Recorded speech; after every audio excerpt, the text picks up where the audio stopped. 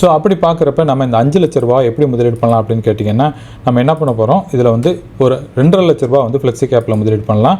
பாக்கி இருக்கிற ஒரு 1.25 லேக்ஸ் வந்து நம்ம மிட் கேப்லையும், அதே மாதிரி இன்னொரு 1.25 வந்து ஸ்மால் கேப்லையும் முதலீடு பண்ணலாம். அப்படி பண்ணுறது மூலம் நமக்கு ஓவராலாக வந்து நம்ம 5 லட்ச ரூபா முதலீடு பண்ணியாச்சு. நான் ஏற்கனவே சொன்னது மாதிரி ஒரு 13லேருந்து ஒரு 17% கூட ரிட்டர்ன் கிடச்சிருக்கு. பட் இருந்தாலும் ஓவர் வந்து எக்ஸ்பெக்டேஷன் இல்லாமல் நம்ம ஒரு 12% வச்சு நம்ம ரிட்டர்ன் எடுக்கணும்னு நம்ம நினச்சா கூட இந்த 5 லட்ச ரூபாய்க்கு நீங்கள் ஒரு 10 வருஷம் தொடர்ந்து முதலீடு பண்ணீங்கன்னா அது எவ்வளோ கிடைக்கும்னு நான் சொல்கிறேன்.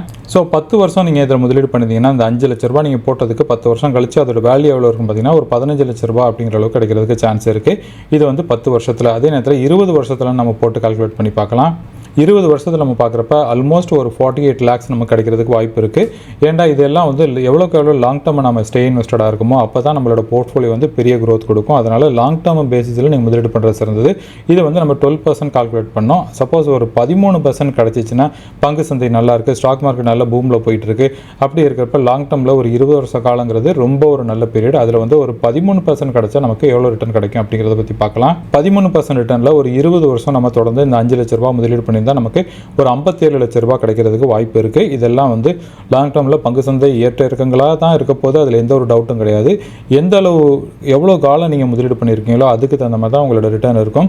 எவ்வளோ பெரிய தொகை நம்ம முதலீடு பண்ணுறோம் அப்படிங்கிறது முக்கியம் கிடையாது, எவ்வளோ பீரியட் நம்ம முதலீடு பண்ணுறோம் அப்படிங்கிறது தான் முக்கியம்.